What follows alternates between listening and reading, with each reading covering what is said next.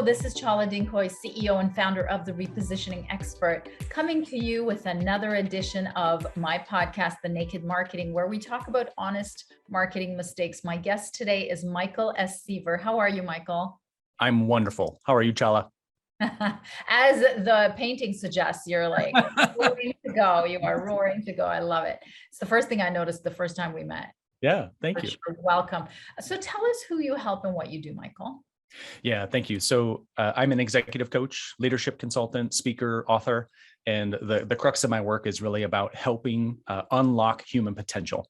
And at my core, I value authenticity, growth, and spirituality. So I'm always trying to find ways to introduce those into the different coaching programs or leadership programs that I facilitate. So over the last 10 years, since serving as a coach, spent thousands of hours in the arena with people, helping them grow through their most challenging experiences, or helping them find a way to define their life's mission or their personal brand or what their core values are and living them a larger percentage of the day.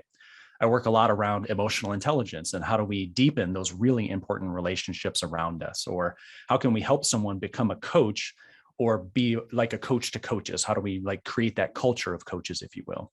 But really at its core, right, it's about that authenticity. It's about that growth. And so I really want people to take from me this idea that we can all trust our intuition to know that the answers to our life's most difficult problems or challenges are actually inside of us, right? So that's really what I want people to learn as a result of interacting with me. So how did you get into all this? It was actually, I think, kind of a serendipitous meeting back in 2008 when I started an MBA program. I was given a career coach, and she gave me a battery of assessments and put me through a series of coaching sessions. And all of a sudden, I went from working in a family business or working in the hospitality industry to seeing my life in a completely different manner, in a way that I had never even envisioned it. I didn't think that I could do it, but she believed in me. So as a second year student getting this MBA program degree, she said, hey, I want you to coach first year students. So this was 2009. And so I went through the process in that trimester at school of being able to coach first year students with resumes and cover letters and interview tactics and how to use LinkedIn. And it was at that moment that I knew that coaching was going to be a part of my life forever, even if I didn't know exactly how it was going to work out. That's amazing. So how long have you been coaching? So I would say since 2009, when I was coaching as an employee, basically of the school, but I formally started my business in October 2011. So we're creeping up on basically 10 years next month. So how has COVID been for your practice?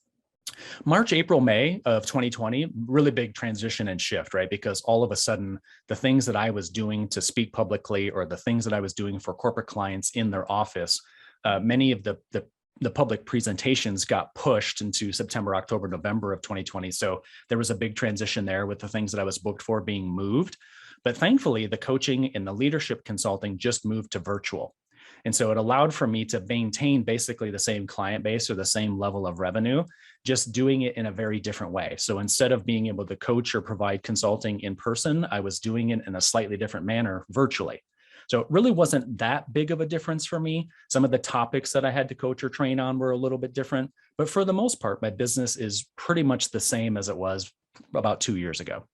So this is a very good discussion for a marketing show. So tell us how you are getting your clients right now. Sure. So, for me, I've been doing this for 10 years. So from having a website that's kind of a repository of information, I send a monthly newsletter that has information in it. 3 to 4 times a week, I'm sending out social posts, a YouTube channel. January 1st of this year, published a book. So now that's in 40,000 retails around the world. I do quite a bit of work now, public speaking virtually, but also as an MC. So that gets me in front of quite a few people. Finding a way to collect recommendations and testimonials for the book or for services. There's a lot of word of mouth referral that comes from that. And one of the things that I really enjoy doing the most is the 30-minute strategy call with anybody who's really interested, right? Because it allows for me instantaneously to be able to market to them or talk a little bit to them about what problems are you experiencing, what solutions might be in front of you, and am I the right person to help or am I not? And it's always different case to case. Mm-hmm. So what is the biggest, most expensive problem you do help with? So for corporations and businesses, it's employee engagement, right? So retention is oftentimes low or employee turnover is oftentimes high. So for the last 3.5 years, I've spent a disproportionate amount of time helping design employee culture that is engaging to any employee who wants to work there. So what does the relationship look like from a supervisor down to a direct report? Or what is the culture, the things that happen day to day within the organization, the meeting structures, the one-to-one meeting structures, the celebration and award ceremonies, town halls, what are all of those things? How do they come together to create a specific culture that people genuinely want to be a part of? Mhm. And so what do you think about this great resignation? Definitely a really interesting time in human history, right? So for the last 10 years, we've been kind of in this place where we used to, 10 years ago, really believe in central hierarchical structure, right? We used to really focus in on what a celebrity or an athlete or a politician believed, right? We emulated what it is that they did. And now we're moving to a time in human history where that's decentralizing. And now all of a sudden we're learning that when we used to find meaning as a result of being in a tribe, we're now finding meaning from understanding ourselves, right? From following our intuition, doing the things that are authentically meaningful for us.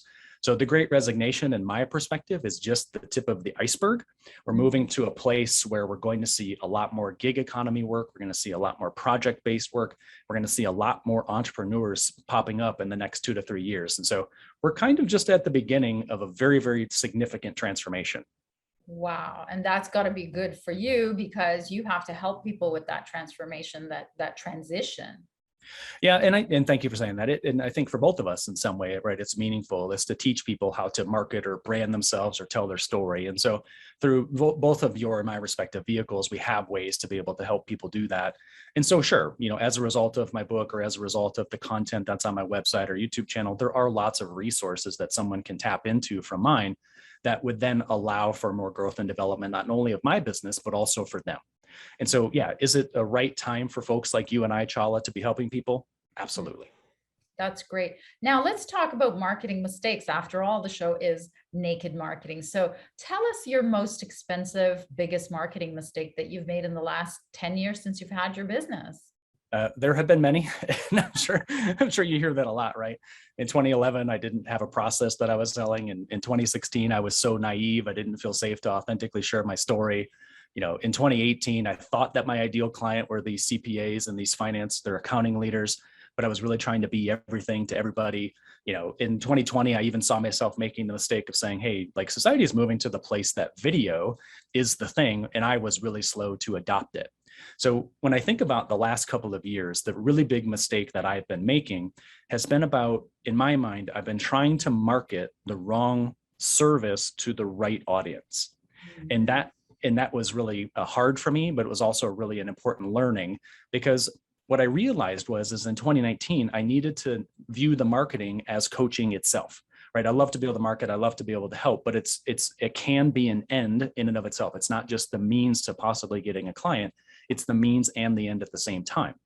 So in December of 2018, January, February, March of 2019, I tried some workshops and I tried some online courses and I tried some things in my business that weren't working. I thought that I had the right audience in mind, but that was not the right vehicle, right? So I made heavy investments into those things, and I had to unexpectedly stop this 6-part series that I designed after 3 because I was just not making any money. So I thought that my client at that particular point was just this individual who was at the point of transition. So I made the workshops and the online courses really focused in on process about communication or emotional intelligence. And I found myself pushing a narrative that was only partially true, because I was finding a way to learn that it really was much deeper than that. It wasn't just process, or it wasn't just resource. I was missing the idea of story. And I was missing the idea that I wasn't creating psychological safety for the people inside of those workshops. And I was like, how do I do that? So I spent most of 2019 focused on one big client that allowed for me to do some cultural change and work, but that also gave me nights and weekends to really reflect on and think about, how do I really deliver the right service to this right client?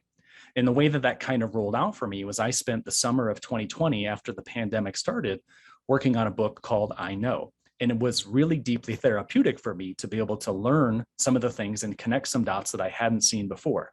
And then things changed in October 2020 when I served as MC and as a keynote for a finance leadership summit.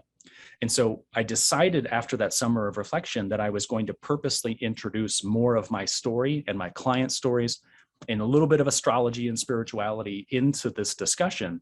And it was the thing that shifted everything for me, because now all of a sudden people were starting to hear my story. They were starting to see their own story inside my client stories. So in January 1st of 2021, I published the book. And as soon as a CFO in Sacramento, California read it, she called me and said, we need to do a reading group or a mastermind or a coaching circle based on this. And that's when I realized that the workshops and the online courses weren't the right vehicle, but the reading group is or was the right vehicle. So now all of a sudden I found that I have this service that I can offer that's actually well aligned with this particular client. And so as I was navigating and thinking about how do I do this, how do I create that psychological safety, how do I really market this well, thankfully, there were a couple of initial members that were really going out, word of mouth referral, getting those warm introductions and getting other members to come back. And so all of a sudden, here we are now, and the circle has closed. The first iteration of the circle was done at the very last part of August. And I feel so much better and so much more clear that I can now align this model of delivery of helping people in a way that can actually get to this audience that I love serving. So tough lesson to learn. It cost me a lot of money, a lot of reflection, a lot of additional things that I had to kind of work through emotionally and mentally. But now I feel like I found the right mix of service and client. Well, thank you for talking about that mistake, because so many people who are watching us, who are business owners, so many people that I've worked with that have come to me, they invent the product first, and then they try to throw spaghetti at the wall to see if it'll stick. And yet, when I worked for 18 years for Pepsi, Pizza Hut, Frito-Lay, we launched new products every year, 7 to 10 new products every year.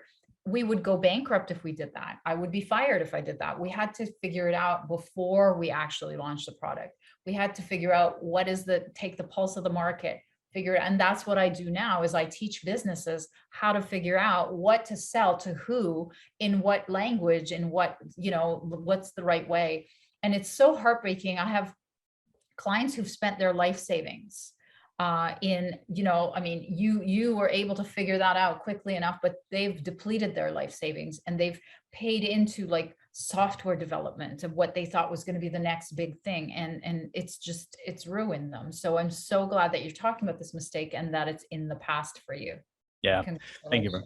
Yeah. Thank you. So tell us your final words of wisdom around what advice would you give to our viewers about marketing? I think you just did a really good job of what is the data that you can collect ahead of time. And so in 2 words, slow down.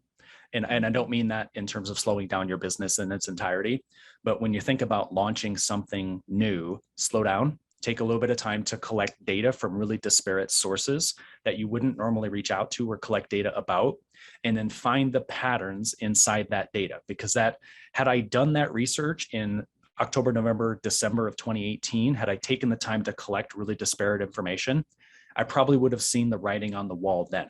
But instead, as soon as December hit, I just got into this mode of thinking that I needed to launch these workshops and these online courses without doing any research.